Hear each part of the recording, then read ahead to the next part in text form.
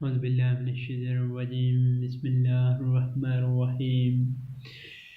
علی university Germany سے طب اہل بیت پہ علامہ جوان علی شاہ اکادمی صاحب کے لیکچروں سے استفادہ کیا جا رہا ہے۔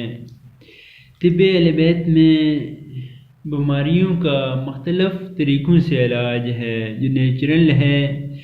ہم نے پھلوں سے بتایا، ہم نے سبزیوں سے علاج بتایا، ہم آپ کچھ چائے بتا رہے ہیں جو کہ فائدہ مند ہیں، کیونکہ چائے ایسی ہیں کہ وہ ہماری عادت بن گئی ہے، ہم چھوڑ نہیں سکتے۔ تو ہم کون سی چائے استعمال کریں جس سے ہماری عادت بھی پوری ہو جائے، بیماریاں بھی ختم ہو جائیں اور فائدہ مند بھی ہو۔ تو طب اسلامی نے چائے بتائی ہے، اناب کی چائے استعمال کرو۔ اناب جو کہ تھوڑے میٹھے ہوتے ہیں، جس کو کشمیر میں سنگلیاں بھی کہتے ہیں، یہ اناب ہیں، تھوڑے میٹھے ہوتے ہیں، جس کو سنگلیاں بھی کہتے ہیں۔ تو اس کی چائے استعمال کریں جو کہ بہت ہی فائدہ مند ہے، جس کے بہت سے فوائد ہیں۔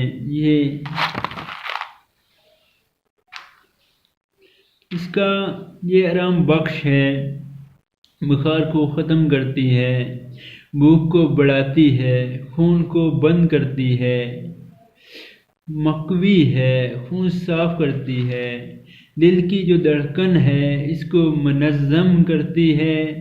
نیند نہ آئے تو اس سے استفادہ کریں، رات کے پسینے کو روکتی ہے، نیند کو آرام دہ بناتی ہے۔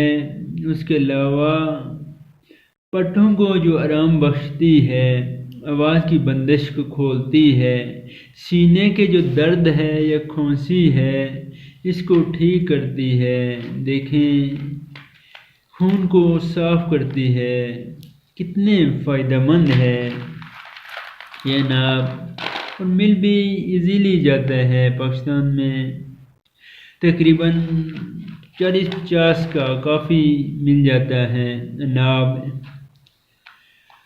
تو بنانے کا طریقہ یہ ہے کہ جس طرح دوسری چائے بنائی جاتی ہیں، یہ 8-10 اناب جو ہیں وہ کسی کیتلی میں یا کہ چائے والے برتن میں رکھ دیں، اس کے بعد اس کو ابالیں، جب ابل جائے اس کے بعد اس میں اگر میٹھا استعمال کرنا چاہتے ہو تو پھر شہد ڈال لیں، اگر شہد نہیں ہے تو پھر گڑ ڈال لیں، یا ساکی ڈال لیں، یا کھجور کا شیرہ ڈال لیں تو وہ بہتر ہے۔ لیکن کالی چائے ہرگز استعمال نہ کریں، اور وائٹ شوگر وہ بھی استعمال نہ کریں، براؤن شوگر استعمال کریں تو آپ کا جو نشہ ہے، جو عادت ہے وہ بھی پوری ہو جائے گی، اور انشاءاللہ بہت سی بیماریوں سے بھی